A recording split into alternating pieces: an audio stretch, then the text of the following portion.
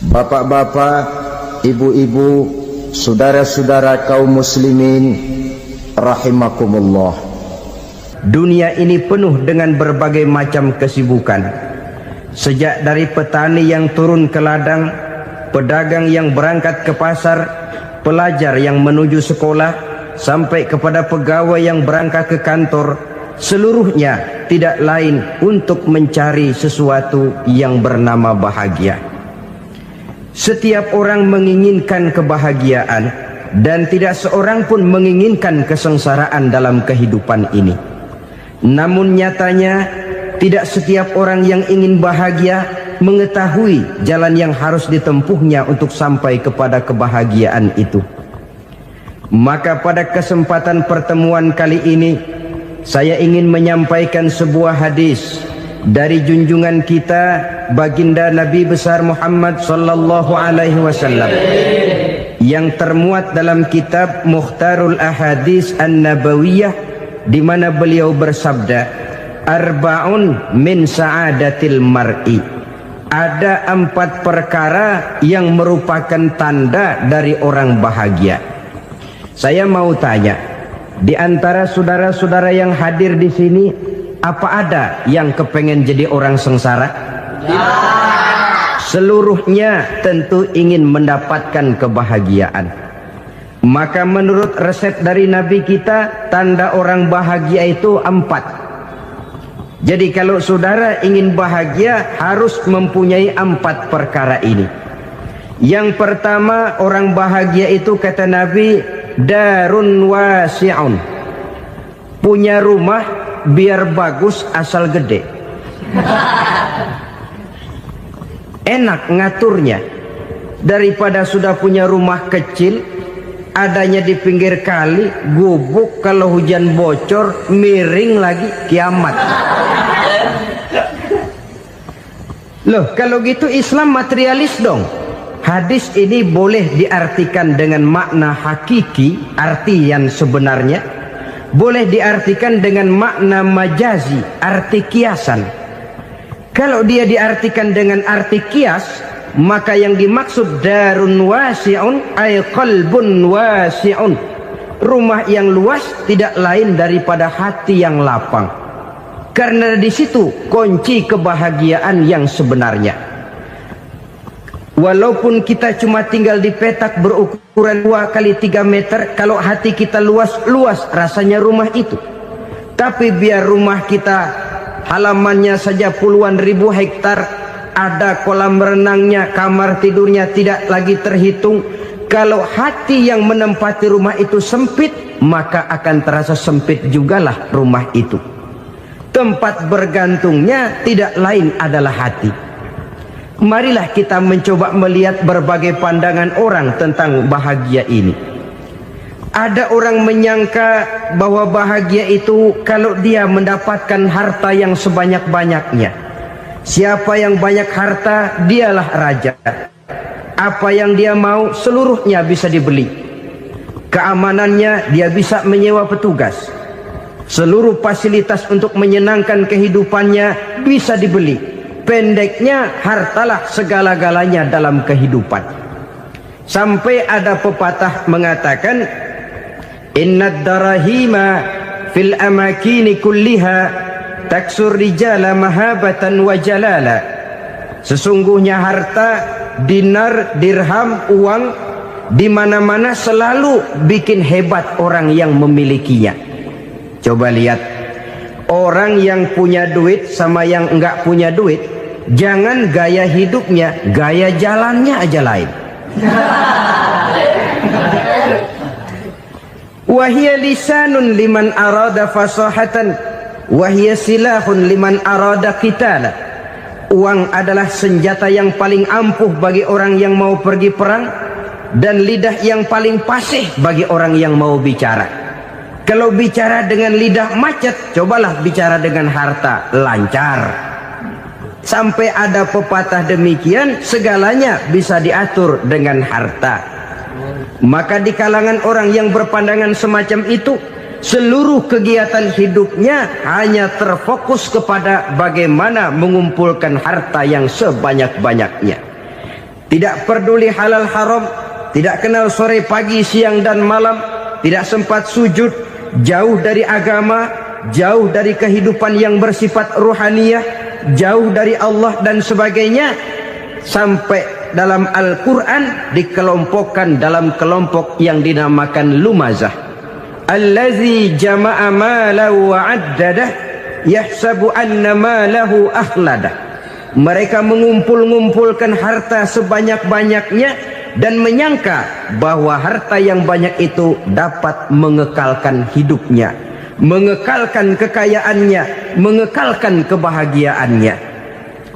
Saudara hadirin yang berbahagia, kalau pandangan hidup ini benar, artinya kalau harta memang merupakan satu-satunya hal yang dapat membuat orang bahagia, tentu di rumah mewah tidak akan pernah ada tangis derita. Tentu di satu tempat di mana fasilitas hidup serba menunjang tidak ada yang namanya penderitaan. Tapi suka dan duka, sedih dan gembira, senyum dan tawa adalah milik setiap orang, baik dia punya harta maupun dia tidak punya harta. Nyatalah bahwa harta semata-mata bukan merupakan jaminan bahwa orang akan bahagia. Walaupun tanpa harta orang sulit untuk bahagia. Saya mau cerita, ada orang super kaya. Namanya Aristotle Onassis, Raja Tanker Yunani.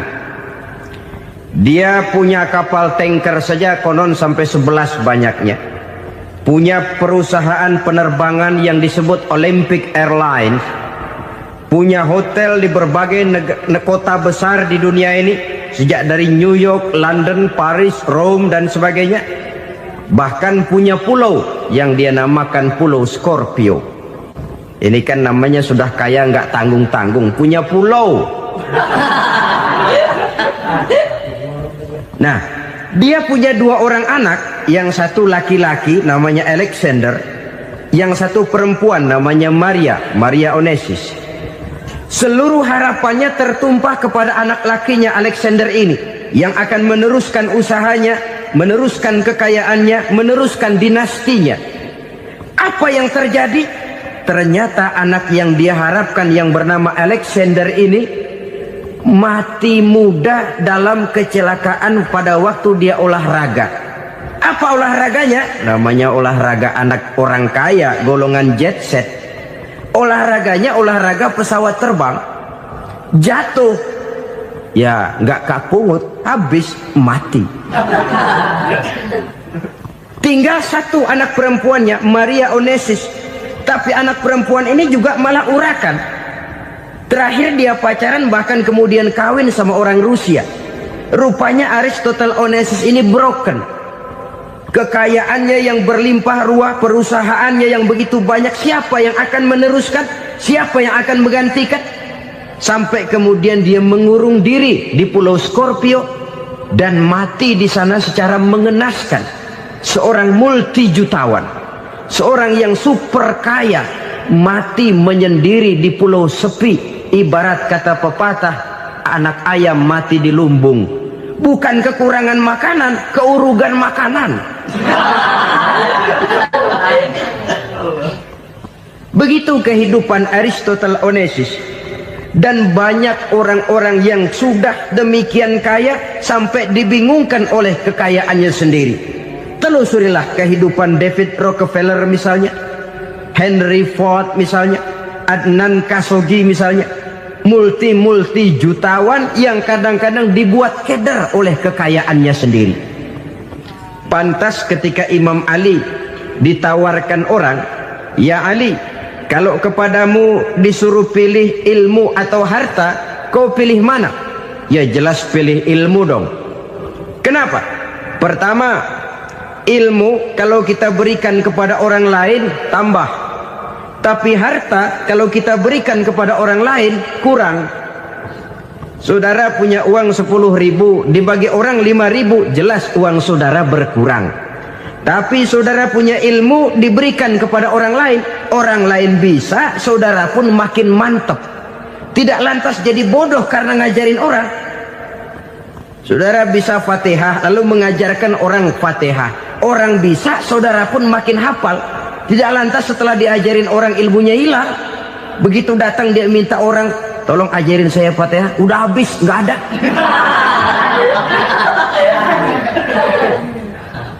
Yang kedua kata Imam Ali, ilmu menjaga kita.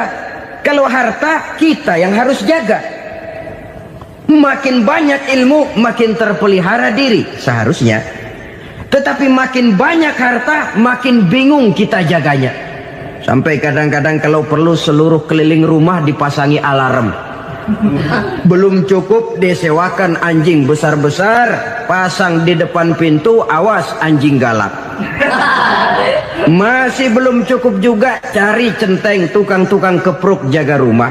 Masih terasa belum aman, padahal rumahnya dikelilingi tembok besar. Di balik tembok ada pintu-pintunya tebal. Di balik pintu itu terbuka masuk kamar, kamar pun ada pintunya, pintunya pun kuat. Masuk ke dalam kamar ada lemari, lemarinya pun pintunya kuat, dikunci, kuncinya pun kuat. Tapi terhadap seluruhnya yang timbul cuma sekedar was-was saja. Kesimpulannya sekali lagi, tanpa harta orang memang sulit untuk bahagia. Tapi harta semata-mata tidak merupakan jaminan orang akan bahagia. Dengan hati yang luas, itu modal utama untuk mencapai kebahagiaan hidup. Orang yang hatinya luas, saudara-saudara, punya hati yang lapang, melihat kenyataan hidup ini, dia bersyukur senantiasa kepada Allah. Lantas tidak timbul hasud dan iri hatinya. Oleh karena itu jiwanya selalu lapang. Kalau tidak, cupik hati namanya. Dangkal pandangan, tidak senang melihat orang lain dapat nikmat, dan itu sering dijadikan contoh. Kalau orang yang lapang dada, dia lihat tetangganya beli TV baru, dia berkata, alhamdulillah ya, tetangga kita beli TV, mudah-mudahan kita bisa ikut nonton. Lapang dadanya. Tapi orang yang sempit hati, lihat tetangga beli televisi, meriang. Enggak diapa-apain, meriang. Besoknya dengar tetangga beli motor, makin sakit, ke rumah sakit. Lalu di rumah sakit dengar tetangganya beli mobil, mati. Disiksa oleh perasaannya sendiri. Orang kalau hati sudah sempit dalam hidup, kemanapun dia pergi, sempit rasanya medan kehidupannya. Kemudian kita melihat juga ada orang yang menilai bahwa bahagia itu katanya kalau punya kedudukan yang tinggi, pangkat yang agung, wibawa yang besar. Mungkin betul, tapi mungkin juga tidak. Bergantung kepada hati orang yang punya pangkat itu. Sama dengan harta tadi. Harta akan membawa bahagia kalau dia jatuh ke tangan orang yang berhati lapang. Tapi harta akan jadi bencana kalau jatuh ke tangan hati orang yang sempit. Pangkat akan membawa bahaya kalau jatuh di tangan hati orang yang sempit. Lebih dari itu, kenyataan mengajarkan kepada kita bahwa ternyata pangkat dan jabatan tidak selamanya memberikan kebahagiaan dalam kehidupan. Bahkan resikonya kelewat besar. Beberapa bukti kita bisa ambil dari para pemimpin dunia yang menjadi korban lantaran pangkat dan jabatan yang disandangnya. Saudara ingat Presiden Abraham Lincoln dan John Kennedy dari Amerika? Dibunuh orang. Park Chung-hee dari Korea Selatan, Ziaur Rahman dari Bangladesh, Anwar Sadat dari Mesir, terakhir Indira Gandhi dari India, menjadi korban dari pangkat dan jabatan yang disandangnya dari orang-orang yang tidak senang dia memegang jabatan itu. Dia akan mudah mengundang bencana. Sehingga pantas kalau seorang presiden terkemuka Amerika, Harry Truman namanya, dia mengatakan jabatan presiden itu, kata dia, seperti orang nunggang macan, naik macan. Harus kita taiki, kalau enggak dia bakal nerekam kita, ngeri katanya. Adapun orang yang hatinya lapang, Kalau dia menerima pangkat dan jabatan, dianggapnya itu satu kesempatan untuk berbuat baik. Tapi orang yang berhati sempit, menerima pangkat dan jabatan, bukan kadang-kadang menerima, malah berusaha setengah mati mencapai dengan segala cara. Kalau perlu jilat atas, jilat atas. Jadi golongan sumuhun dawuh. Jadi kelompok kulon nuwun, yes sir, yang kerjanya cuma oke bos. Kalau perlu jilat atas, jilat atas. Kalau perlu injak yang bawah, injak yang bawah. Perlu sikut kiri kanan, sikut kiri kanan. Yang penting pangkat dapat, jabatan dapat. Orang yang semacam ini, kalau sudah mempunyai pangkat dan jabatan, biasanya dia tidak menganggap itu sebagai amanah, tidak menganggap sebagai kesempatan berbuat baik, tapi malah kesempatan untuk memperturutkan hawa nafsunya yang dilatar belakangi oleh kesempitan hatinya tadi. Apalagi kalau orang memperoleh pangkat karena banyak mengeluarkan uang. Seakan-akan pangkat dan jabatan itu sekarang macam proyek, pakai tender. Siapa yang berani bayar segini naik, nggak berani minggir.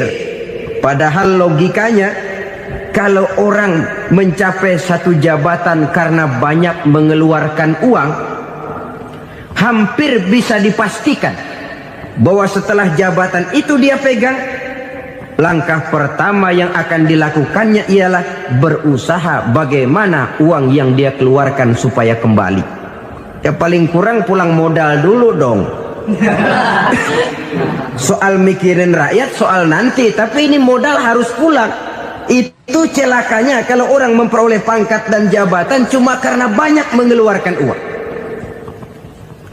Jarang orang yang mempunyai keyakinan dan pandangan bahwa pangkat dan jabatan merupakan amanah. Jadi sekali lagi, pangkat dan jabatan mungkin saja membawa kebahagiaan kalau jatuh ke tangan orang yang berhati lapang. Tapi bisa jadi bencana kalau dia jatuh ke tangan orang yang mempunyai hati yang sempit. Dan lagi-lagi stresnya hati yang lapang. Lalu sebagian orang, saudara, ada yang berpandangan katanya bahagia itu kalau jadi orang terkenal, mempunyai popularitas, menjadi idola di kalangan remaja, di kalangan orang tua, di segala lapisan masyarakat. Padahal makin populer orang, makin terikat dia. Ya kalau macam kita ini kan nggak punya nama, nggak populer, tengah malam buta mau nongkrong di warung Tegal aman. Tapi pangkat, jabatan, kedudukan, popularitas menyebabkan kita diikat dengan berbagai macam peraturan. Cuma mandi sama ke WC saja yang nggak dikawal.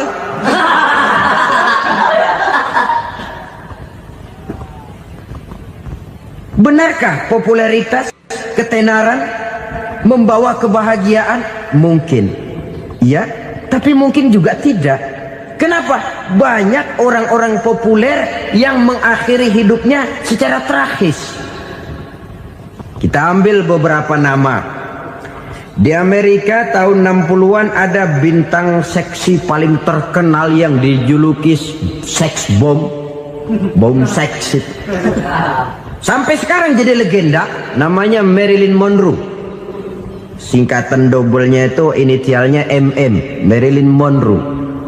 Terkenal top sampai dia mati tahun 62, namanya sekarang masih saja dibicarakan orang. Kenapa dia bunuh diri? Tidak punya hartakah dia? Banyak. Kurang populerkah dia? Seluruh dunia mengenalnya. Sejak rakyat kecil sampai pejabat tinggi dia punya hubungan. Kenapa? Jenuh.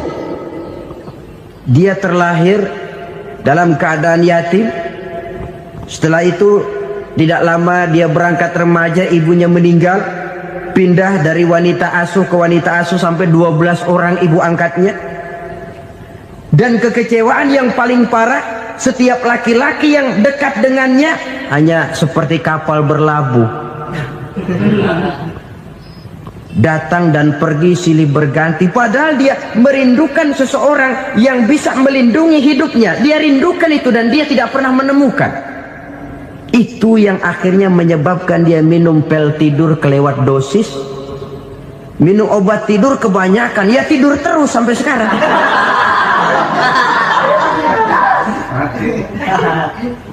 Dia mengakui, saya telah memiliki ketenaran, tapi saya tidak pernah hidup dalam ketenaran itu. Saya pandai main sandiwara, tapi saya ingin hidup dalam alam yang real sebagaimana umumnya orang. Itu yang dia rindukan. Menyusul jejak yang namanya Marilyn Monroe ini, Billie Holiday, saudara kenal tentu. Di rumah sakit dirawat, dia juga minum obat overdosis, mati lagi. Jimi Hendrix minum obat tidur overdosis kelewat batas, mati lagi. Lalu yang menghanyutkan diri di danau, Janis Joplin dan Brian Jones. Ini orang-orang populer, orang-orang terkemuka yang mengakhiri hidup secara tragis, bukan karena tidak terkenal, mungkin karena sudah saking terkenalnya. Contoh paling belakangan, Bruce Lee. Wah, ini tukang-tukang kepruk tentu kenal siapa dia. Sampai sekarang pun tabir kematiannya masih merupakan misteri. Dan yang masih hidup juga menunjukkan gejala yang aneh. Michael Jackson, rumahnya di Beverly Hills itu dijaga sedemikian rupa, dan dia selalu curiga kepada setiap makanan harus steril, bersih dari segala macam kimia. Kemana dia pergi, itu tukang-tukang kepruk sudah selalu menjaga dan mengawal, dan dia seakan takut menunjukkan mukanya yang asli. Hingga kalau tampil ke tengah di luar show, dia kadang memakai pakaian yang tidak menunjukkan dia yang sebenarnya, takut dikenali orang. Ternyata popularitas sering jadi momok yang meracuni kehidupan manusia. Oleh karena itu, benarlah junjungan kita pada saat beliau mengajarkan orang akan bahagia kalau dia mempunyai hati yang lapang. Nah, sekarang masalahnya untuk mendapatkan hati yang lapang, caranya bagaimana? Kita kembali kepada konsep Quran. Allah mengajarkan, ala inna bidzikrillahi tatmainnul qulub. Ketahuilah bahwa dengan banyak mengingat Allah, hati akan tenang, jiwa akan lapang. Dengan kata lain, dekat dengan agama, merasakan kehadiran Allah dekat dalam hidup. Itu muara pertama untuk mencapai hati yang lapang. Ala inna bizikrillahi tatmainnul qulub. Jangan macam orang sekarang ingin mendapatkan ketenangan lalu tapak di puncak gunung, di gua-gua, di tempat sepi. Iyalah kalau nggak ada ular. Kalau tergigit ular berbisa, ketenangan belum, mati jelas itu. Islam positif untuk mendapatkan ketenangan. Ala inna bizikrillahi tatmainnul qulubi. Bahwa ketahuilah bahwa dengan banyak mengingat Allah, hati akan tenang, jiwa akan lapang, nuansa pikiran akan luas. Karena yang namanya bahagia ada dimanapun manusia berada. Di kampung ada bahagia, di kota ada bahagia, di ngarai, di lembah, di gunung, di hutan, di lautan, di angkasa luar, dimanapun bahagia itu ada kalau kita bermodalkan hati yang lapang ini. Dan hati akan lapang kalau kita dekat dengan agama. Dekat dengan harta buat sementara hati mungkin tenang, tapi ketenangan yang relatif dan temporer. Apalagi orang tiap kali tambah harta, tiap kali tambah rencana. Itu wajar. Mungkin sebelumnya saudara berpikir, kalau punya duit 5.000 enak nih. Begitu punya duit 5.000, aduh sayang kalau 10.000 aja. Tiap kali tambah harta, tiap kali lain rencana. Makin banyak rencana, makin menjauhkan kita dari yang namanya ketenangan. Padahal ketenangan merupakan unsur utama untuk mencapai bahagia. dan ketenangan itu bermuara dalam hati manusia. Tengoklah kehidupan ini. Orang yang banyak harta dengan orang miskin, berbedakah rasa sakit yang mereka tanggungkan? Rasanya tidak. Walaupun si kaya tidur di kasur empuk berselimutkan sutra mahal, sementara si miskin meringkuk di balai bambu yang keras dan kasar. Apabila maut datang, dia juga tidak pernah pilih bulu. Maut datang menjemput si kaya di singgasana keemasannya, dikelilingi oleh para pengasuh, dayang dan idang serta para pengawal. Dan maut pun datang menjemput si miskin papa, sehingga ia tergelepar di tepian jalan. Kedua-duanya bernama mati.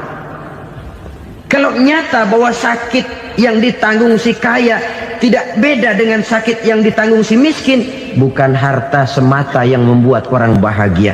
Hati yang tenang, jiwa yang lapang penuh kedamaian, karena banyak berzikir dan mengingat Allah, itu merupakan modal utama untuk mencapai sesuatu yang bernama bahagia.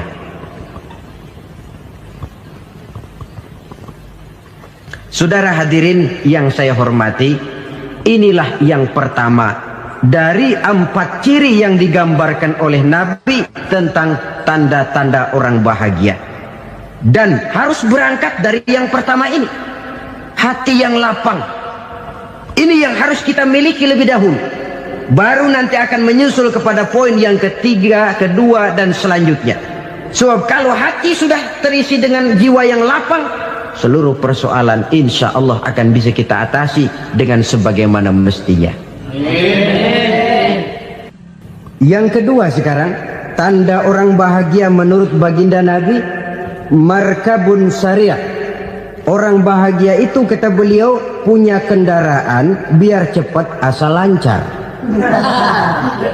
Artinya kemana dia mau pergi mudah.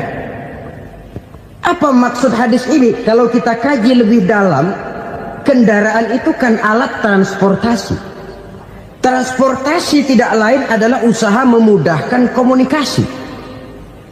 Pindah dari situ kepada teori bahwa manusia adalah zon political, makhluk bermasyarakat yang tidak bisa memenuhi kebutuhan hidupnya secara sendirian.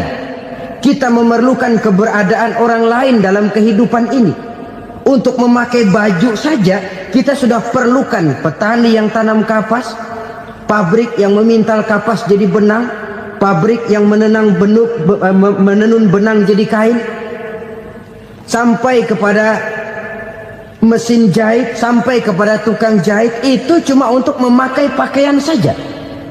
Tidak seorang pun di antara kita yang sanggup memenuhi kebutuhan hidupnya secara sendiri.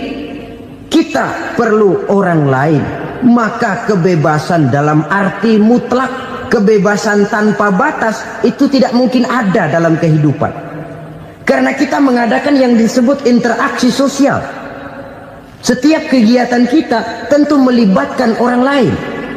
Menurut kita barangkali kita bebas jalan di jalan raya semaunya, tapi orang lain berkendaraan pun merasa bahwa ini ada juga jalan haknya, dan begitu selanjutnya. Oleh karena itu, maksud dari kendaraan yang cepat ini adalah khulata'uhu ma'as solihin. Lingkungan pergaulannya terdiri dari orang-orang soleh. Pergaulannya luas. Kemana dia pergi ada temannya. Kesulitannya ada tempat dia cerita. Dan kesulitan kalau sudah diceritakan kepada orang lain, taruh kata orang itu tidak bisa menolong, namun menceritakannya kepada orang yang kita percayai, kan paling kurang sudah mengurangi beban jiwa, mengurangi tanggungan batin, merasa masih ada tempat kita cerita. Maka lebih baik orang awam yang mau bergaul ketimbang orang setengah alim tapi ngunci pintu. Sebab nantinya akan timbul sikap picik, cupik pandangan, dan tidak luas menghadapi kenyataan dalam kehidupan ini. Namun yang harus kita garis bawahi, pergaulan memang mesti luas. Namun jangan sekali-kali lupa bahwa pergaulan sangat besar pengaruhnya dalam ikut membentuk kepribadian manusia. Sehari-hari bisa kita bilang kalau kita dekat sama tukang minyak wangi, sekalipun nggak dibagi minyaknya, baunya tentu dapat. Betul? Tapi dekat sama tukang elas, walaupun nggak kena apinya, asapnya mesti kena. Kalau Syauqi mengatakan lebih jelas lagi, man asyaral asrafa asa musyarrafan wa muasyiral anzali ghairu musyarrafin. Awalam taral jildal hakira muqabbalan bisagri lamma sara jildal mushaf. Siapa yang bergaul dengan orang mulia, dia bakal ikut menjadi mulia. Tapi siapa yang berteman dengan orang hina, dia tidak bakal ikut menjadi mulia. Tidakkah kau lihat, kata Syauqi, kulit kambing yang hina pun dicium orang ketika menjadi kantong Quran. Kulit kambing hina, kalau dia sendirian gak ada yang mau cium. Tapi begitu dia bergaul dengan Quran, menjadi kantong Quran, dipakein minyak wangi, ditaruh di tempat yang tinggi, mau diambil dicium dulu, dibawa dengan penuh hormat dan hati-hati.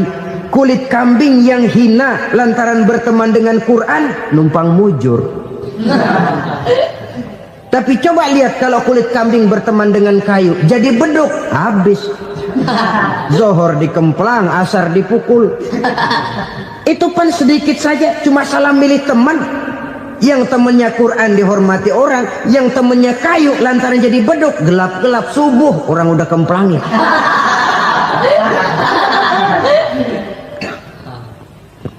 Maka terutama kepada adik-adik remaja yang masih mencari identitas diri, yang ibarat kaset masih kaset kosong, mudah diisi oleh apapun, pandai-pandailah memilih teman dalam bergaul.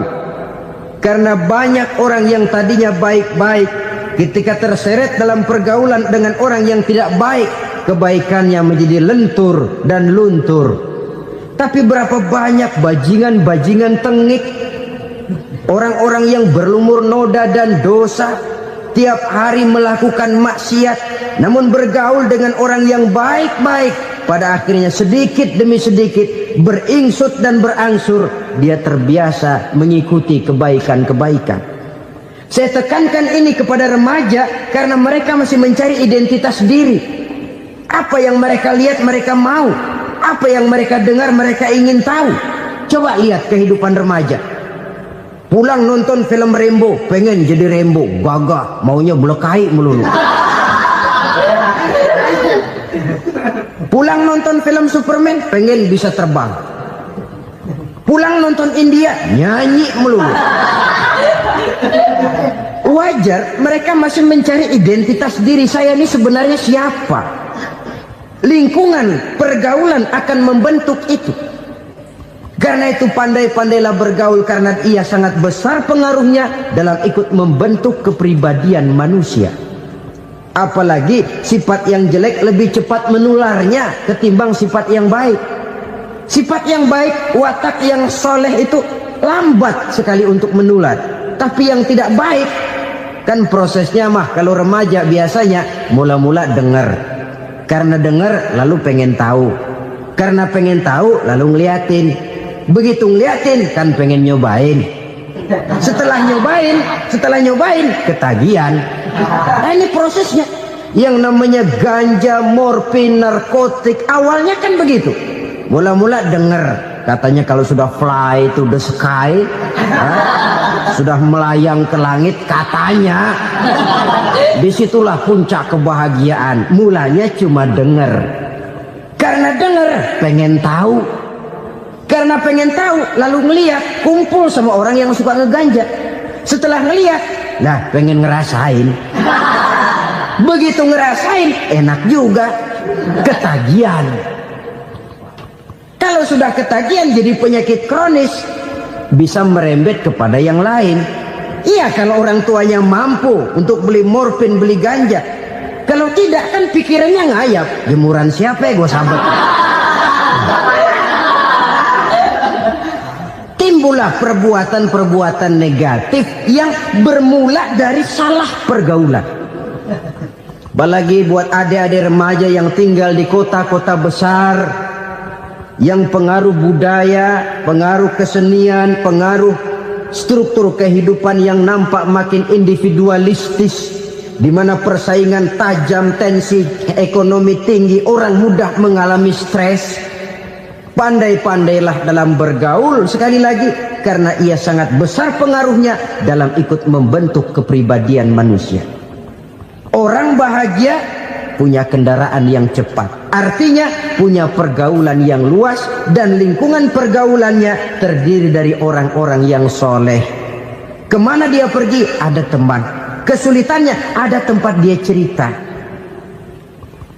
Tapi kalau sudah menyendiri, hidup sendiri, kesulitan dipikiri sendiri, bisa mati belum waktunya. Tidak ada tempat berbagi rasa, tidak ada tempat bercerita, tidak ada tempat mengurangi beban dalam kehidupan. Pantas betul kalau Islam sangat menggalakkan dan menganjurkan orang kalau sudah sampai waktunya itu untuk melangsungkan nikah. Kata Nabi, ya ma'syaras syabab man istata'a minkumul ba'at falyatazawwaj. Hai para pemuda, kalau sudah mampu memberi nafkah, kawinlah, nikahlah kamu. Kenapa? Sudah ada teman hidup, tempat berbagi rasa. Kesulitan kalau ada tempat cerita akan lebih ringan ketimbang kita telan sendiri, walaupun bobot kesulitannya sama beratnya. Saudara-saudara kaum muslimin rahimakumullah, inilah ciri yang kedua, punya kendaraan biar cepat asal lancar. Kemana kita mau pergi gampang. Dengan kata lain, setelah hati yang luas, pergaulan yang luas. Dua. Yang ketiga sekarang, tanda orang bahagia itu menurut Nabi, misbahun mudhi'un, punya lampu yang terang. Oh, itu enggak problem. Sekarang sudah zamannya listrik masuk desa, Pak. Lampu sudah terang semua. Betul, kalau itu yang dimaksud. Tapi tidak cuma itu. Karena lampu yang dimaksud di sini, lampu yang akan menerangi seluruh perjalanan hidup.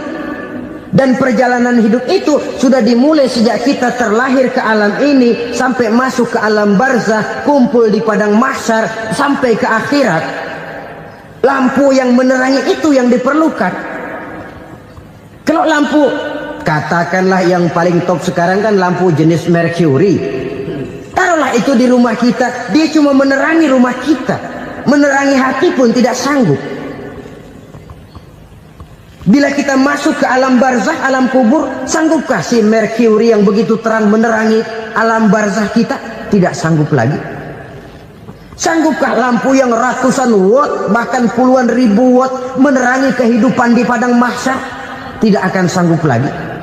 Kalau demikian, yang dimaksud lampu yang terang di sini apa? Tidak lain amal soleh, kebajikan yang kita lakukan dalam hidup.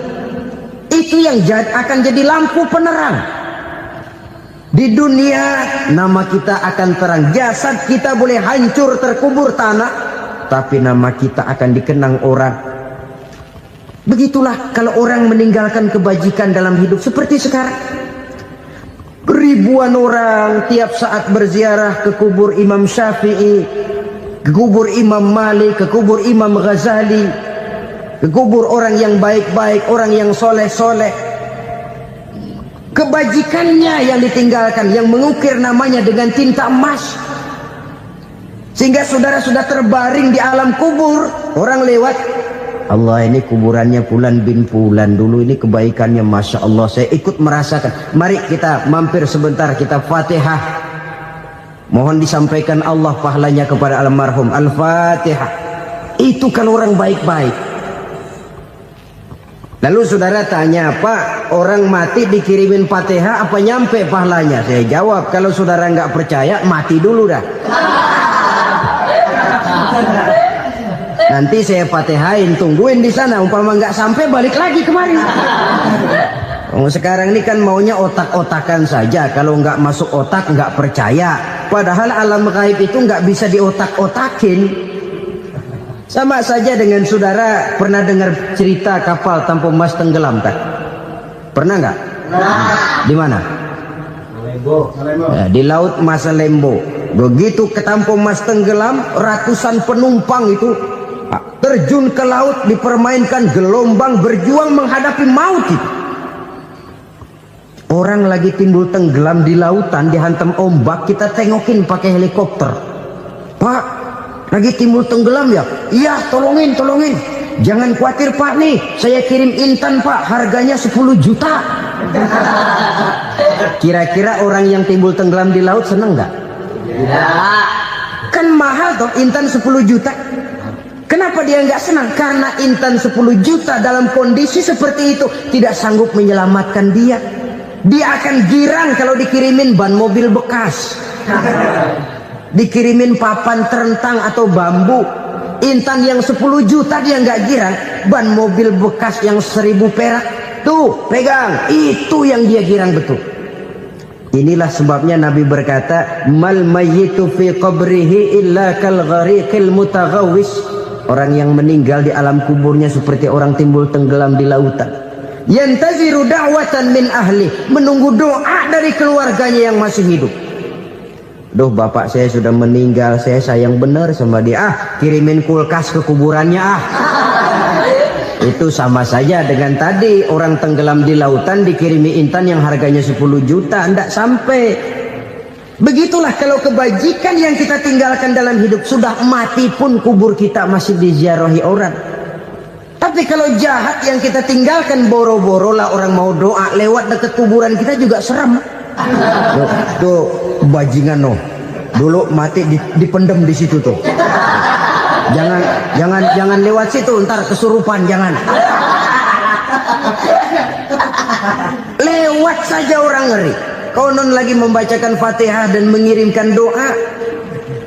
Hidup pada hakikatnya adalah kesempatan untuk berbuat baik. Maka sekali kesempatan itu diberikan, manfaatkan dengan sebaiknya. Sebab kesempatan kedua tidak akan pernah ada. Kesempatan berbuat baik di sini, di akhirat sudah pembalasan namanya. Sekali kesempatan itu dicabut, dia tidak akan pernah dikembalikan lagi. Kata Iqbal, hidup tidak mundur ke belakang, Bung. Berhenti diinjak orang, mundur hancur. Tidak ada kata mundur dalam hidup ini. Berhenti diinjak orang, mundur kecebur. Tidak ada kata lain, harus maju dalam kehidupan, dalam artian yang positif. Hidup adalah kesempatan untuk mengumpulkan kebajikan yang sebanyak-banyaknya. Di situ nilai daripada manusia. Sekarang ini memang nggak kelihatan kok, orang yang banyak pahala sama yang banyak dosa nggak kelihatan kok.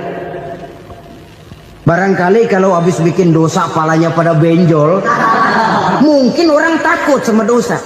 Tapi sekarang sama saja, orang yang banyak dosa dengan yang nggak banyak dosa jalan bareng dari belakang, sama, nggak kelihatan beda. Tapi ada waktunya di mana pahala memegang peranan, di mana dosa diperlihatkan. Sama saja kalau kita bawa mobil siang, lampu kan nggak begitu berfungsi. Apa lalu bilang, alah ini lampu berat-beratin, copot-copotin aja dah. Tidak perlu begitu. Kenapa? Pada suatu saat malam senja akan datang. Bila matahari terbenam, senja pun datang, gelap mulai merayap, disitulah baru terasa perlunya lampu. Pahala begitu. Sekarang orang yang nggak ada pahalanya nggak kelihatan dalam kehidupan. Tapi pada suatu saat senja kehidupan akan datang. Ajal merenggut nyawa, malam merayap, dan hidup mulai diliputi kegelapan di alam barzakh. Dikala itu kalau nggak punya lampu, alangkah malangnya kita. Sebab amal yang baik, kata Nabi, di alam barzakh itu akan diciptakan menjadi perempuan yang cantik menemani kita. Amal yang jahat akan menjadi orang yang paling jelek nemenin kita. Sudah di tempat gelap yang nemenin jelek.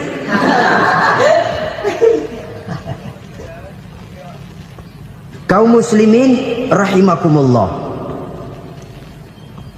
Kalau demikian masalahnya, tergantunglah kita pandai memanfaatkan waktu. Al-waktu kasayf, waktu itu cepat sekali. Yang namanya waktu itu tahu-tahu. Tahu-tahu udah tahun 87. Tahu-tahu udah begitu. Tahu-tahu yang kemarin anak-anak, sekarang udah pada punya anak. Tahu-tahu saja itu. Begitu cepat waktu berlalu. Kalau tidaklah pandai kita memanfaatkannya, akan rugi kita. Nabi bersabda, "Man kana yaumuhu khairun min amsihi fahuwa rabih." Barang siapa yang hari ini lebih baik daripada hari kemarin, itu orang untung. Hari ini lebih baik daripada kemarin. Bulan ini lebih baik dari bulan kemarin. Tahun ini lebih baik dari tahun kemarin. Itu orang yang beruntung. Tahun kemarin sembayangnya maghrib doang, sekarang udah tambah isya. Tahun kemarin cuman Idul Fitri aja ngancem bener, sekarang udah tambah Jumat, lalu tambah lagi maghrib, tambah lagi isya, dan selanjutnya. Hari ini lebih baik daripada kemarin, itu orang yang beruntung. Wa man kana yaumuhu mislu amsihi fahuwa khasir. Lalu barang siapa yang hari ini sama saja dengan hari kemarin, itu orang rugi. Hari ini sama dengan kemarin, rugi itu. Bulan ini begitu, bulan kemarin begitu, tahun ini begitu, tahun lalu juga begitu. Rugi itu orang. Rugi apa? Rugi umur. Umur tambah, amalan gak pernah tambah. Dan saya pikir lebih merupakan azab ketimbang nikmat kalau orang dikasih panjang umur cuma untuk numpuk dosa. Mending mana? Panjang umur banyak dosa sama pendek umur dikit dosa? Mending mana? Mending mana? Ya, paling mending tentu panjang umur banyak pahala. Tapi kalau tidak, sekali lagi, lebih merupakan azab ketimbang nikmat kalau orang diberikan panjang umur tapi cuma untuk sekedar menumpuk dosa. Kehilangan kesadaran bahwa dunia bukan terminal akhir dari satu perjalanan. Dia cuma halte di mana kita berhenti sebentar untuk menuju kepada terminal yang hakiki. Saudara-saudara kaum muslimin rahimakumullah, inilah lampu yang akan menerangi kehidupan. Amal yang kita lakukan di dalam kehidupan. Jadi yang dimaksud dengan lampu yang terang, kebajikan yang kita kerjakan dalam hidup. Nah, setiap orang di awal tadi saya bilang ingin bahagia. Bahagia itu kan hakikatnya kumpulan senang dan selamat. Senang, selamat. Apa bedanya? Senang tapi tidak selamat, nggak bahagia. Selamat tapi nggak senang, nggak bahagia orang. Contoh, kalau orang korupsi, duitnya banyak, senang dia, tapi keselamatannya. Ada tentara baris di samping rumahnya udah bingung, padahal tentara latihan. Tentara cuma latihan, dia bingung. Senang, tapi karena keselamatannya tidak terjamin, dia tidak bahagia. Sebaliknya pegawai negeri jujur benar, cuma segaji-gajinya, selamat nggak korupsi, tapi melarat, ya nggak bahagia juga, kurang senang.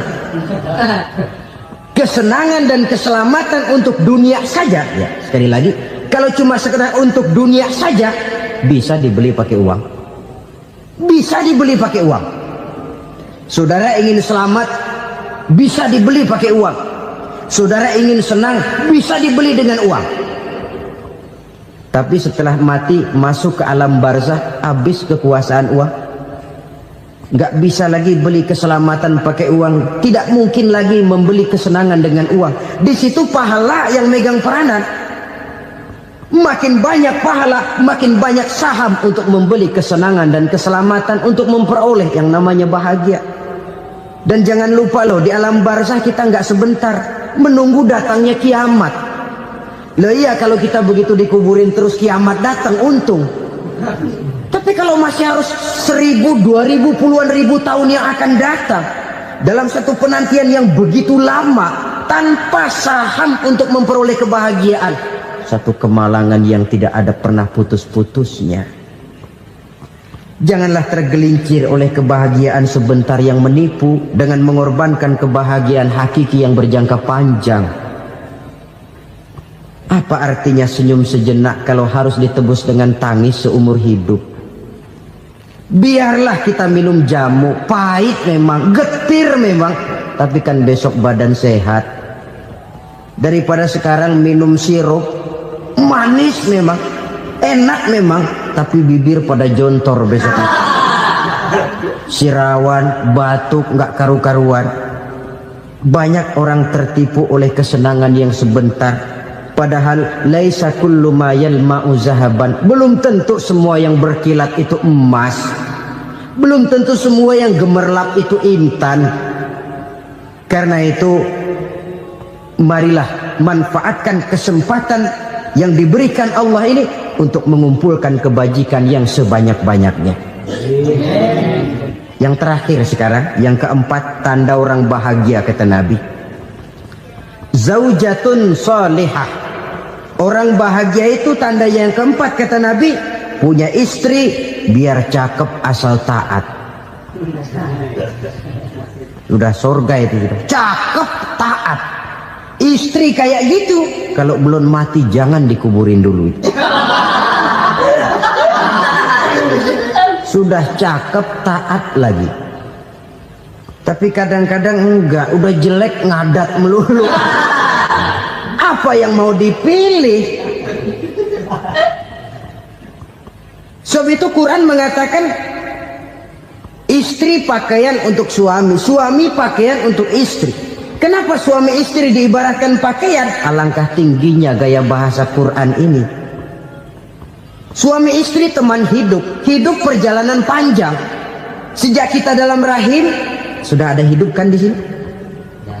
Sampai ke alam dunia, masuk ke alam barzah, kumpul di padang mahsyar, sampai menuju akhirat, itu perjalanan hidup. Carilah istri atau suami teman hidup yang membawa manfaat tidak hanya kehidupan di dunia ini, sampai di alam barzah, sampai di padang mahsyar.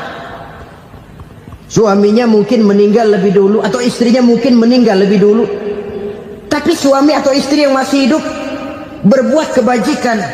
Suami saya meninggal, ada hartanya, saya sedekahkan, niat pahala untuk almarhum suami saya. Ini teman hidup, tidak dibatasi dan tidak bisa dipisahkan oleh maut sekalipun. Zohirnya mungkin pisah, badannya mungkin pisah, tapi hatinya, jiwanya, kebersamaannya dalam menghadapi kehidupan. Karena itu saudara-saudara, bahasa Quran indah. Suami istri diibaratkan seperti pakaian. Apa fungsi pakaian? Pertama, pakaian jadi kebanggaan. Artinya suami harus menjadi kebanggaan istri, istri harus jadi kebanggaan suami. Yang kedua, pakaian itu kan fungsinya menutup aurat. Artinya sesama suami istri harus saling menjaga kekurangan masing-masing.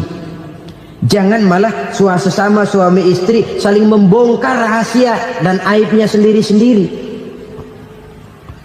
Istrinya diceritain jeleknya di mana-mana, atau suaminya dibongkar rahasianya di pasar umum. Itu sudah tidak lagi berfungsi sebagai pakaian. Kenapa semua ini diperlukan? Karena kita menyadari bangsa yang baik terdiri dari masyarakat yang baik. Masyarakat yang baik merupakan susunan dari warga yang baik. Warga yang baik adalah terdiri dari rumah tangga yang baik. Dan rumah tangga yang baik merupakan susunan dari pribadi yang baik. Dari situ langkah dimulai. Membangun satu bangsa yang baik diawali dengan membangun rumah tangga yang baik, dengan menciptakan pribadi-pribadi yang baik.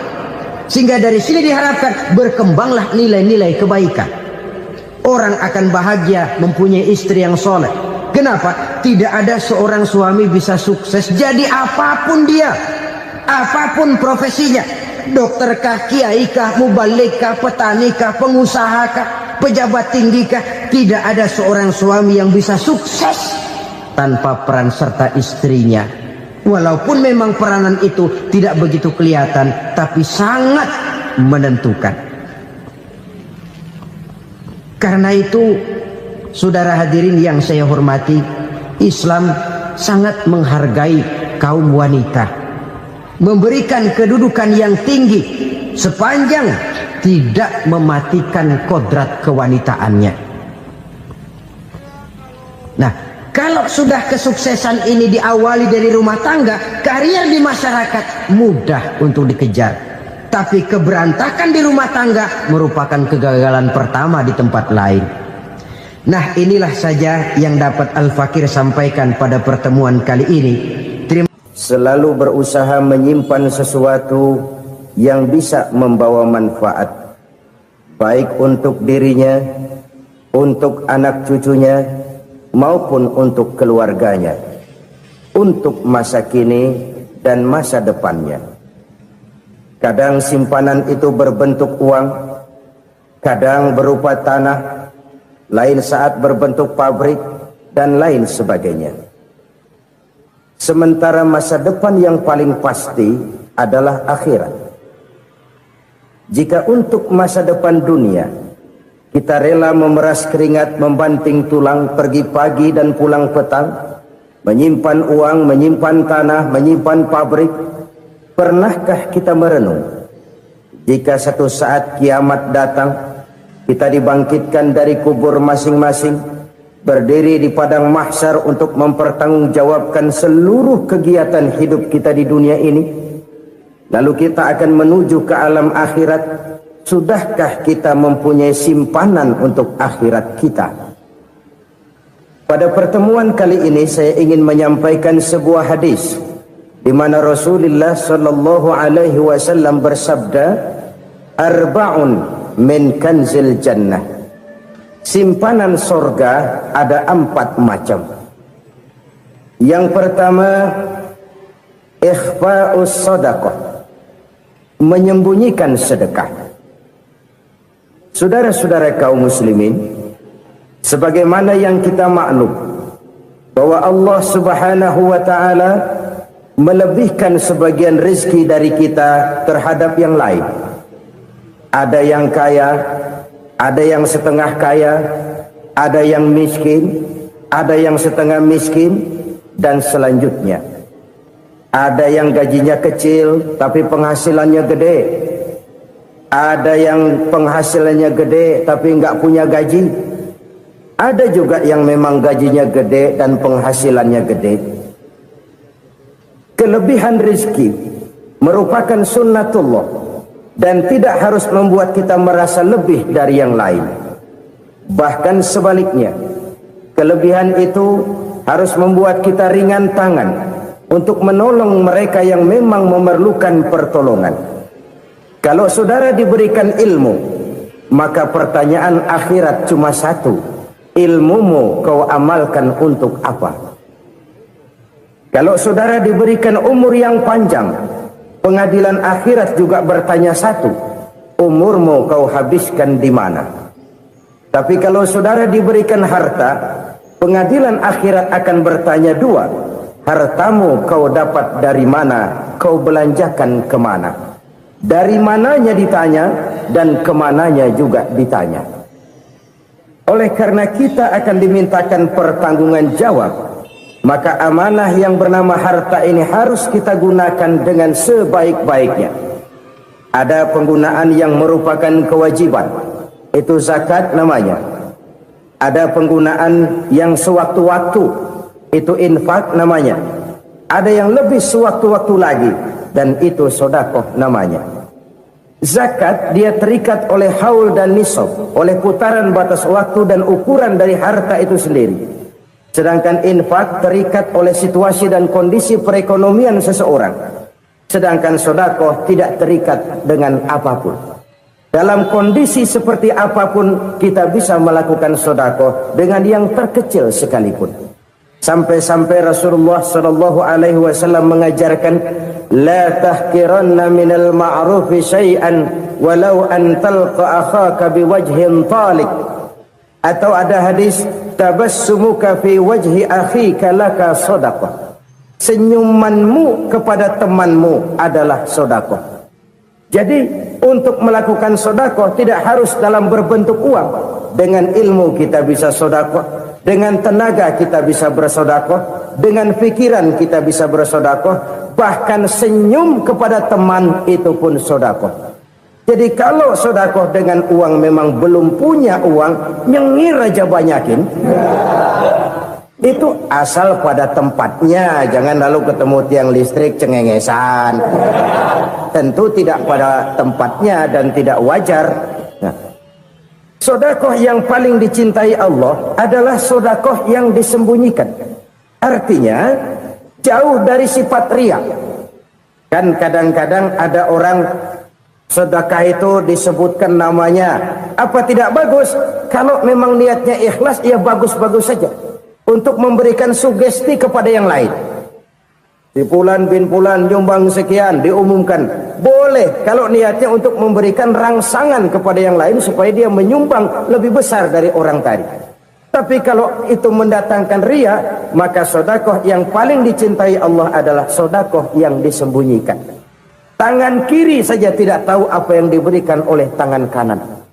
Sedekah yang dilakukan dengan ikhlas akan merupakan perbendaharaan surga, tersembunyi dari pandangan orang lain, tidak seorang pun tahu. Karena memang sikap yang baik adalah melupakan kebaikan dan mengingat kesalahan. Itu salah satu ciri orang bahagia. Orang yang selalu mengingat kesalahannya dan berusaha melupakan segala kebaikannya. Kalau dia akan ada kebaikan, dia tidak bisa ikut, dia merasa rugi karena dia merasa belum pernah berbuat baik. Tapi kalau akan melakukan kesalahan baru, dia ingat kesalahan yang sudah-sudah, sehingga terhalang baginya untuk melakukan satu kesalahan baru. Demikianlah saudara-saudara, bahwa Allah melebihkan rizki sebagian kita dari yang lain, agar terjadi tolong-menolong dalam kehidupan ini. Jadi kesenjangan yang nature, kesenjangan yang alami, itu sunnatullah. Ada yang kaya, ada yang miskin, ada yang kelas menengah. Nah, kenapa lalu sekarang kita berusaha mengentaskan kemiskinan? Oleh karena adanya kesenjangan struktural. Kalau yang kaya bisa semakin kaya, kenapa yang miskin tidak bisa naik jadi ikut sedikit kaya? Sebab pada dasarnya Islam adalah agama yang sejak turunnya sudah berupaya memerangi kemiskinan. Bahkan dikatakan kemiskinan itu mendekatkan kepada kekufuran. Orang kalau miskin udah dekat banget sama kafir. Gampang menjadi kafir. Berapa banyak saudara-saudara kita yang oleh karena soal perut, oleh karena soal materi, terpaksa meninggalkan dan menanggalkan akidahnya, menjual petunjuk yang diberikan Allah dengan kesenangan dunia yang cuma sebentar ini. Na'udzubillah, summa na'udzubillah. Jadi makin kita sembunyikan satu sedekah, semakin banyak perbendaharaan kita di surga. Sedekah yang paling dicintai Allah adalah sedekah yang disembunyikan. Malahan ada seorang sufi, dia punya kebiasaan kalau pergi sholat Jumat dia bawa uang, itu uang dia taruh di bawah tikar masjid. Dia niat sedekah kepada siapa saja yang nemuin itu duit. Maksudnya apa? Supaya yang nemuin nggak tahu siapa yang punya duit. Demikian dia saking ingin menyembunyikan sedekahnya. Karena sifat riya itu bisa memakan amal kita sendiri. Riya itu termasuk menyebut-nyebut kebaikan kita. Orang yang suka nepuk dada, sedikit-sedikit ngitungnya kalau nggak gua. Tuh kalau nggak gua tuh yang belah situ, kalau nggak gua, kalau nggak gua. Iya, kalau nggak lu kenapa emang? Orang yang suka menepuk jasad, tuh biasanya memang begitu, saudara-saudara. Kalau perang lagi berkecamuk, orang nggak sempat ngaku jadi pahlawan. Tapi begitu perang selesai, yang kagak kenal bedil ngaku pahlawan, mas. Itu sesuatu yang biasa. Oleh karenanya, orang-orang yang ikhlas dalam bersedekah, disembunyikannya sedekah itu, Allah cinta betul. Malahan ada hadis memberikan jaminan, inna sedaqatal mar'il muslimi tazidu fil umri wa tadfa'u mitatas su'i. Sesungguhnya sedekahnya seorang mukmin tazidu fil umri, bisa menambah umur panjang, wa tadfa'u mitatas su'i, dan menyelamatkan manusia dari mati secara su'ul khatimah. Jadi siapa yang kepengen panjang umur, banyaklah sedekah. Yang bosan hidup, pelit terus. Sedekah menambah panjang umur dan menyelamatkan manusia dari mati secara su'ul khatimah. Pak, katanya umur itu nggak bisa ditambah, nggak bisa dikurangin. Kapan? Kalau ajal sudah datang. Fa idza jaa ajaluhum la yastakhiruna sa'atan wa la yastakdimun. Kalau ajal datang tidak bisa dimajukan, tidak bisa dimundurkan. Itu kalau ajal sudah datang. Tidak bisa lagi umur ditambah dikurangi, sudah datang. Tapi kalau belum datang, itu kan haknya Allah. Mau ditambah, mau dikurangi, hak prerogatif Allah. Sebagai pencipta manusia, Allah maha kuasa dan maha mampu. Sedekah ini menambah panjang umur dan menyelamatkan manusia dari mati secara su'ul khatimah. Itu orang mati kan sama ya, kondisinya mati, nggak nafas. Tapi hakikat mati kan lain-lain. Ada yang mati itu husnul khatimah, baik akhirnya. Misalnya lagi ngaji mati, lagi sholat mati, lagi sedekah mati. Ini yang dinamakan dengan husnul khatimah, baik di akhirnya. Sebaliknya ada yang su'ul khatimah, jelek di akhirnya. Ini yang jadi catatan akhir. Lagi nyekek botol, mampus. Lagi banting kartu, modar. Su'ul khatimah, jelek pada akhirnya. Sedekah menyelamatkan manusia dari mati secara su'ul khatimah. Dan kita semua kepengen mendapat husnul khatimah, jauh dari su'ul khatimah.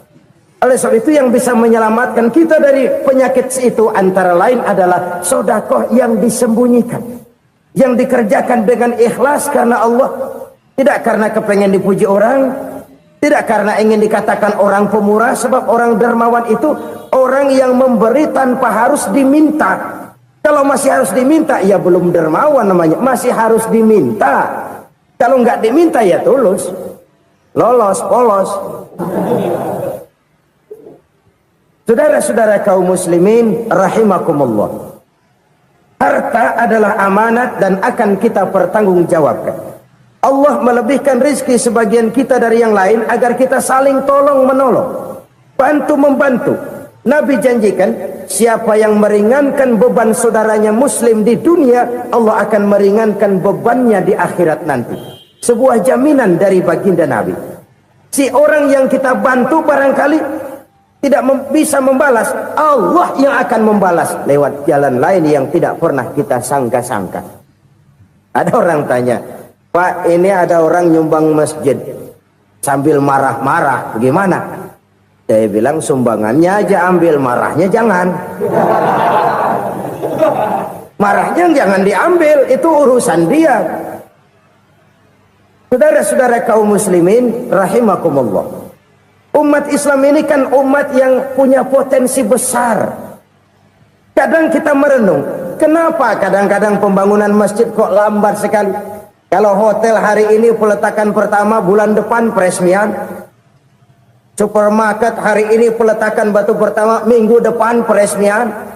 Tapi kalau sudah yang namanya masjid, kadang-kadang peletakan batu pertama sekaligus jadi batu terakhir.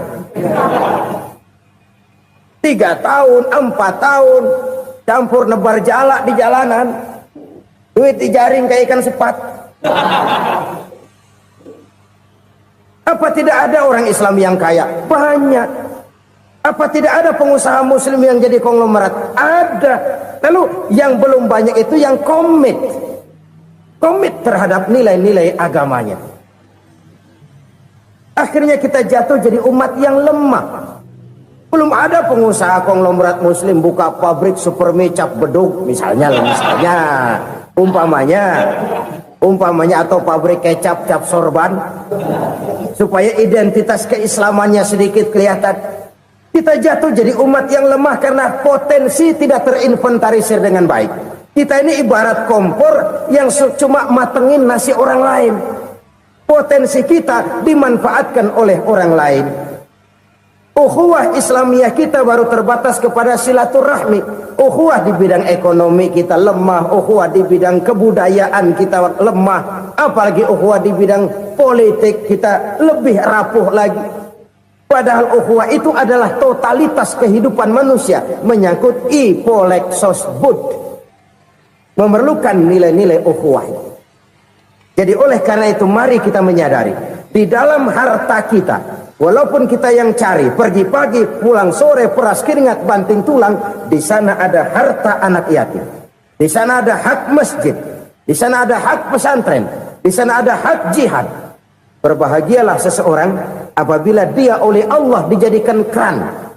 Keran itu menyimpan air, tapi tidak untuk dirinya, tapi disalurkannya kepada mereka yang memang memerlukannya. Saudara-saudara kaum muslimin rahimakumullah, ini yang pertama. Jadi perbendaharaan surga adalah menyembunyikan sedekah. Orang lain nggak tahu, kita pun nggak pernah ngitung-ngitung.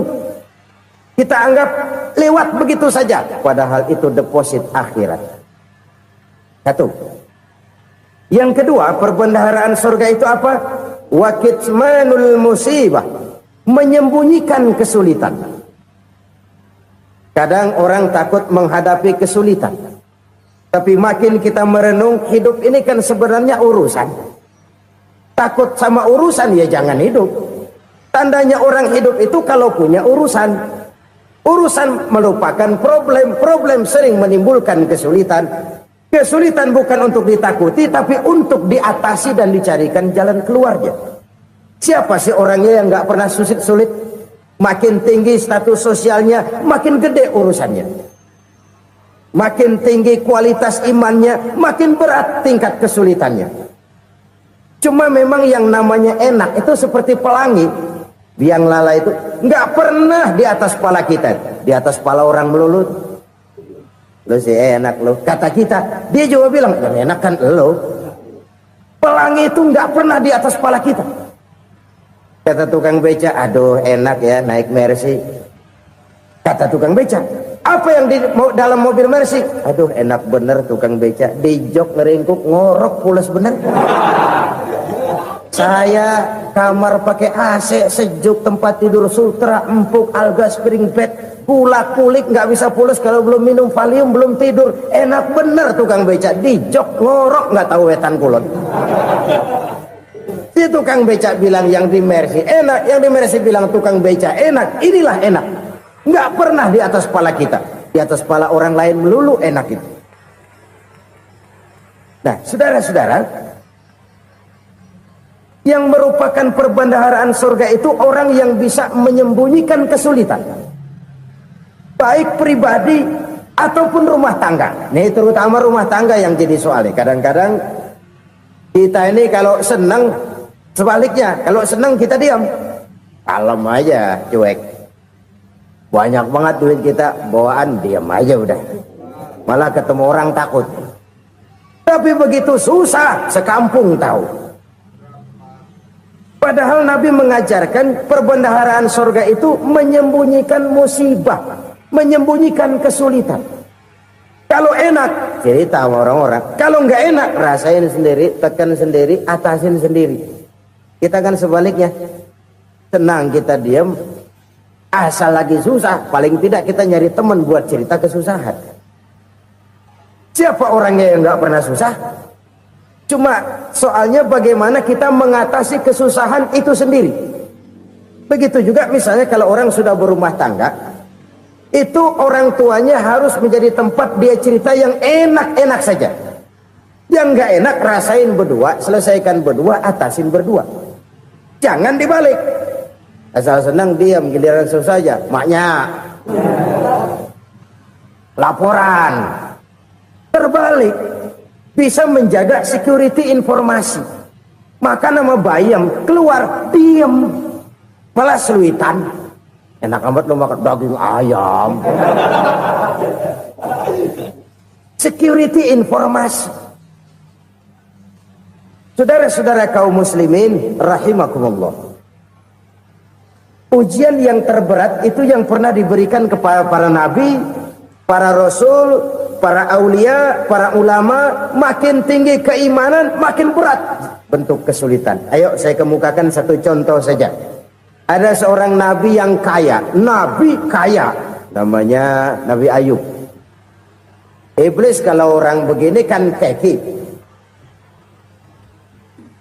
ibadahnya rajin, kaya. Nih yang kayak begini susah digodain. Kalau ibadahnya rajin, miskin, kali bisa disogok. Ini imannya mantap, ibadahnya rajin, kaya, nabi lagi. Tapi namanya iblis, nggak kurang akal. Laporan, Tuhan, kenapa Les? Ya ini bahasa saya, bahasa Qur'annya sih nggak gitu. Itu hambamu yang namanya Ayub, dia rajin ibadah cuma karena dikasih kaya aja. Coba kasih miskin dia, berhenti dia sembahyang. Ah, kamu bisa aja. Saya tahu Ayub itu hambaku yang ikhlas. Saya buktiin Tuhan, silahkan. Dibuktiin lah, iblis turun ke alam ini. Yang mula-mula dia lakukan, dia rusak sawah ladang Nabi Ayub. Dia binasakan binatang ternak Nabi Ayub. Sehingga dalam waktu singkat, jatuhlah Nabi Ayub dari orang paling kaya, jadi orang paling miskin. Beliau masih ibadah di mihrab dalam masjid. Datang iblis. Saudara Ayub, ya, lagi ngapain? Ibadah. Nyembah Allah, nyembah Allah. Oh, percuma. Kenapa? Tuhan yang ente sembah nih, dia udah bikin miskin ente. Sawah ladang ente hancur lebur, binatang ternak binasa. Sekarang ente jadi orang paling miskin. Ngapain nyembah Tuhan kayak begitu? Tekor. Udah berhenti dah ibadah, berhenti ibadah. Ini iblis sama Tuhan laporannya lain, yang dikerjakan kepada Nabi Ayub juga lain. Benar begitu iblis, kata Nabi Ayub. Iya, sawah ladang saya habis, buras. Binatang ternak saya binasa, binasa. Saya miskin, bangpak. Apa jawab Nabi Ayub? Bukan innalillahi, ini hebat. Alhamdulillahillazi a'tani wa akhza minni.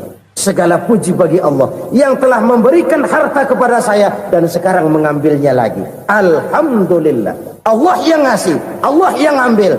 Itu mah urusan Allah. Iblis cuman ibadah jalan terus, sujud lagi Nabi Ayub.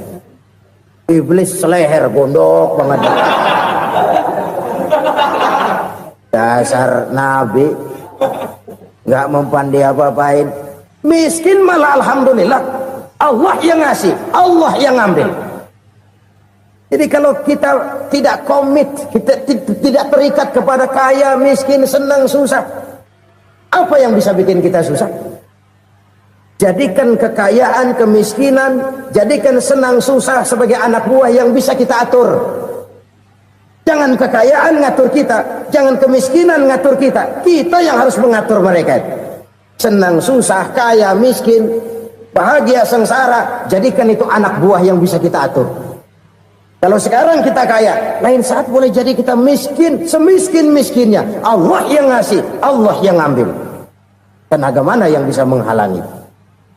Ibadah jalan terus. Iblis makin gondok. Dasar Nabi loh. Akhirnya apa?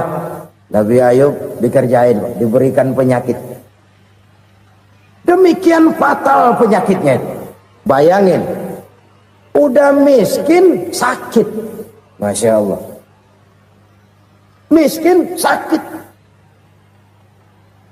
Sakitnya nggak lama, kira-kira 16 tahun. Istrinya 3, 2 mental minta ceraiin. Ngerawatin laki bengek begini. Senang belum tentu, susah udah pasti nih. Cerai aja, cerai dah. Cerai. Tinggal satu Siti Rahmah yang setia menemani beliau. Sesetia-setianya hati perempuan. Satu saat Siti Rahmah bilang, "Bang, iya, abang kan Nabi, Bang. Lalu, namanya Nabi kan doanya jarang meleset, Bang. Maksud kamu minta kenapa sih sama Tuhan biar abang sembuh, baik dah, Bang?"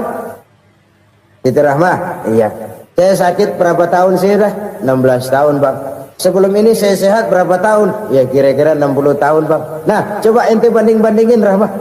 Saya dikasih sehat 60 tahun, dikasih sakit 16 tahun. Sudah nggak sabar mau doa kepada Allah minta sembuh. Saya malu kepada Allah.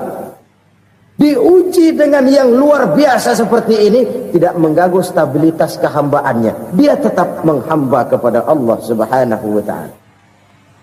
Saudara-saudara kaum muslimin rahimakumullah, kunci menghadapi kesulitan itu apa? Allah jelaskan dalam satu ayat, "Wa basyiris sabirin alladzina iza asabathum musibah qalu inna lillahi wa inna ilaihi raji'un." Gembirakan orang-orang yang sabar Siapa mereka itu? Yang apabila mendapat musibah mereka kembali kepada keyakinan dasar, segalanya dari Allah dan segalanya akan kembali kepada Allah.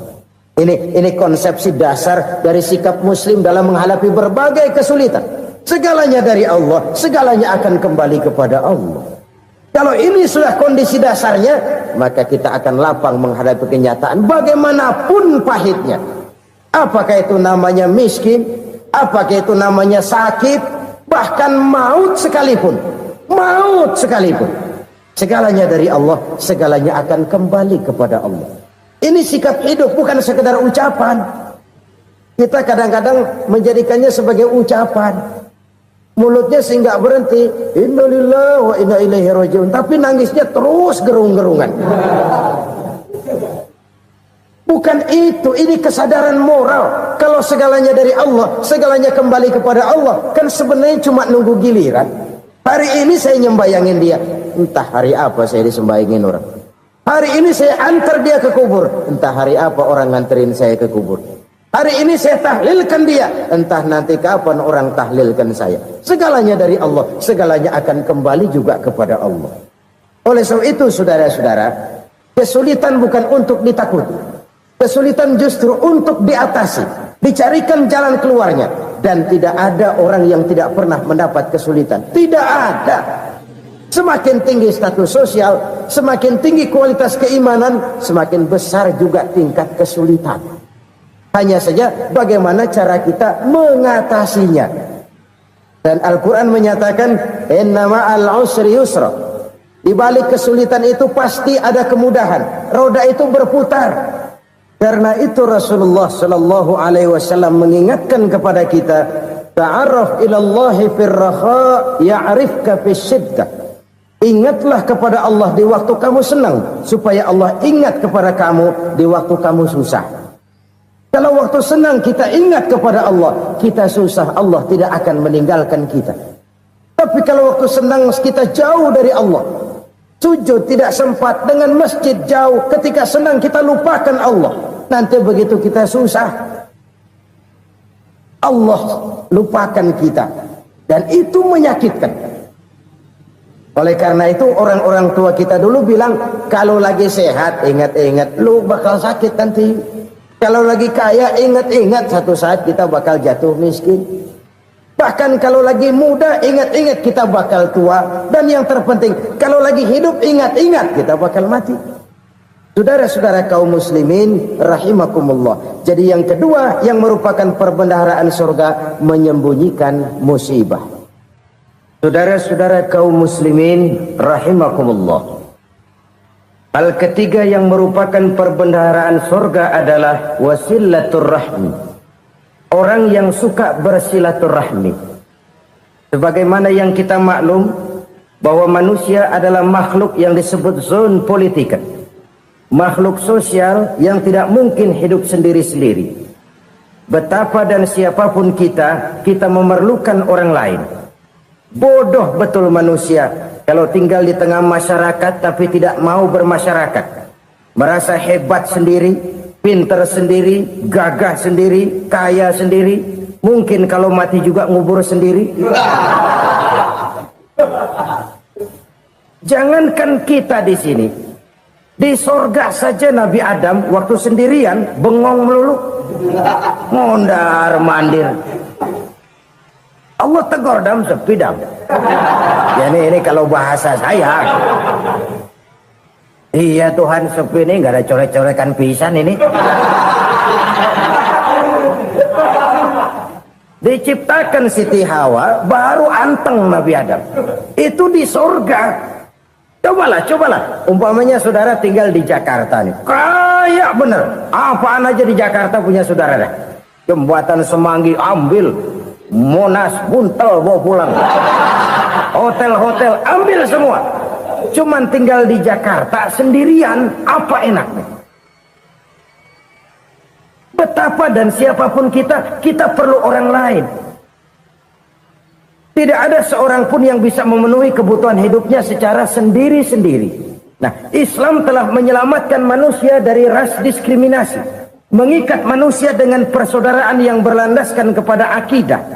Karena itu dianjurkan bersilaturahmi. Bahkan Nabi menyatakan, man arada ayyubsata lahu fi rizqihi wa yunsa'a fi atharihi falyasil rahimah. Siapa yang kepengen diluaskan rezekinya dan dipanjangkan usianya, banyaklah ia bersilaturahmi. Siapa yang kepengen dimudahkan rezekinya, hendaknya ia banyak bersilaturahmi. Kalau banyak teman, kesulitan kan paling tidak ada tempat cerita. Udah susah sendirian, kita pikirin diri, nggak ada tempat tukar pikiran. Cepet banget sama bengek. Dilawan sendiri. Nah, secara makro kita bisa berkata, tidak mungkin ada kemenangan kalau tidak ada kekuatan. Tidak ada kekuatan kalau tidak ada kesatuan dan persatuan. Tidak mungkin ada kesatuan dan persatuan tanpa semangat silaturahmi. Kalau umat Islam mau menang, dia harus kuat. Kalau umat Islam mau kuat, dia harus bersatu. Kalau umat Islam mau bersatu, dia harus membudayakan silaturahmi ini. Bahkan sampai-sampai kata Nabi, kalau bisa cari nilai tambah. Apa? Silman koto'ak. Bersilaturahmilah kau kepada orang yang marah denganmu. Masya Allah, indahnya ajaran agama kita. Orang yang marah pun kepada kita, kata Nabi, kalau bisa bersilaturahmilah kepadanya, kepada orang yang marah itu. Di situ nilai tambah. Cuman jujur nih hadis, ngucapinnya gampang, ngamalinnya yang berat banget. Orang marah sama kita, kita disuruh silaturahmi, ada apa sama lu? Lu marah, ada gua marahan lagi. Tunggu pikirin. Saudara-saudara kaum muslimin rahimakumullah. Tapi ini yang diajarkan, bahkan ini yang dicontohkan oleh baginda Rasul. Bagaimana begitu mudah, misalnya satu saat Abu Jahal ini ngatur strategi bagaimana bikin Muhammad celaka. Dia gali lubang di depan tempat tidurnya. Dia tutupin daun korma. Terus dia panggil seseorang, ke sini. Kasih tahu Muhammad, pamannya sakit keras, minta ditengokin. Berangkat orang ini ke sana. Muhammad, labbaik. Pamanmu sakit keras, dia minta ditengokin. Baik, saya akan datang menjenguk beliau. Berangkatlah Nabi ke rumah Abu Jahal tanpa prasangka apapun. Abu Jahal udah pasang setil, selimut 3 rangkap setengah dia pakai. Persis kayak orang meriang. Tapi sembari ngintip dari balik selimut. Begitu Muhammad buka pintu, nah, masuk perangkap nih. Muhammad jalan menuju tempat pembaringan.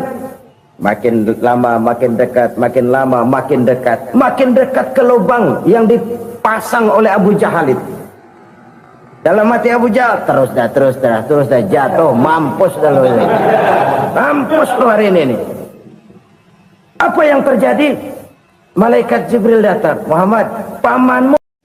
Assalamualaikum warahmatullahi wabarakatuh.